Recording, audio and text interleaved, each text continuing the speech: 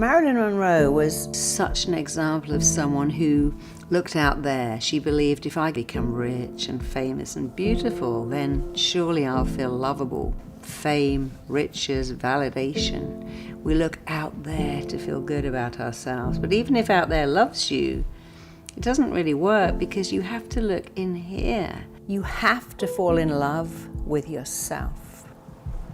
Norma Jean, you're gonna keep daydreaming, or are you gonna help me here? I want to help Mama. No. I'm not your mama. You mustn't call me that.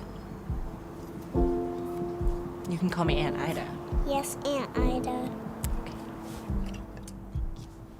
At 2 weeks old, Marilyn was put into foster care. Her mother wasn't able to raise her and didn't actually even want to. She had issues of her own.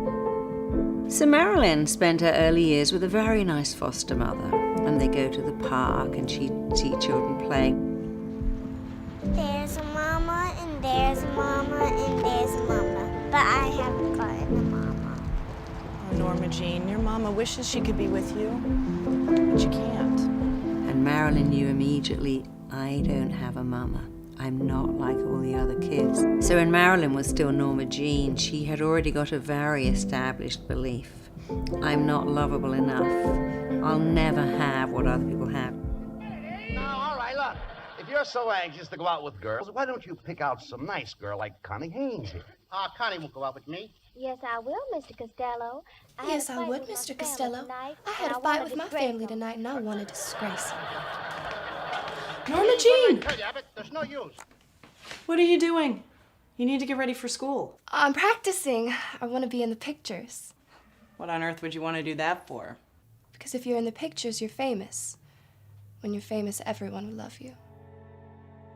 So Marilyn had so many qualities that made the world fall in love with her. She was immensely talented, and fame followed her. She courted fame, she went after fame, and then fame went after her. So Marilyn came from nowhere and achieved what so many people want. She achieved that great balance of women wanted to be her and men wanted to be with her.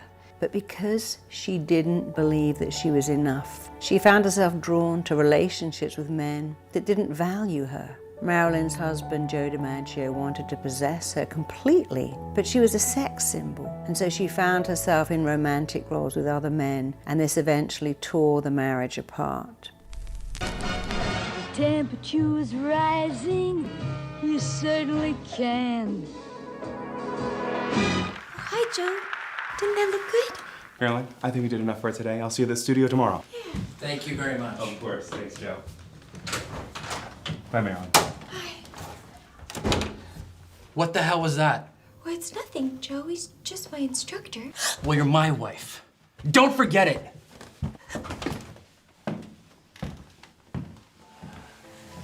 Even when she married her final husband, Arthur Miller, she was already planning the divorce. She knew it wouldn't work, and that was amazing to people that on her wedding day, she was already telling people how long it would last.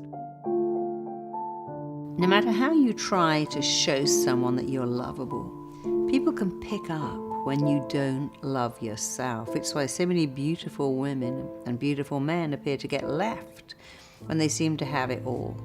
And if you haven't got self-esteem, no amount of love from another person or beauty or accolades is going to give you self-esteem if you can't give it to yourself.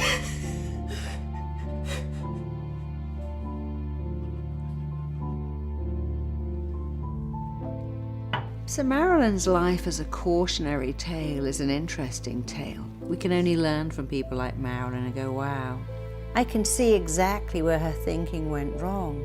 Can you see where your thinking might also be going wrong? Because if you can see where you're going wrong, then you can see how to put it right. Fall in love with yourself. It sounds hard. It's easy. How do I do that here? You say, well, look in the mirror and go, hey, there you go. Look at you. You're lovable. Rebel Wilson, Amy Mullins, Chantal Brown Young, Madeline Stewart, and so many others are showing us the truth. You do not have to be perfect to be loved. I've spent the past 30 years working with and studying the underlying issues of all of our problems. And what I discovered was that all of our problems stem from this feeling of, I'm not enough. I have a whole movement all about knowing you're enough, which in itself would change your entire life. And if you want to know how to get more of I'm enough in your life, click below and I'll tell you all about it.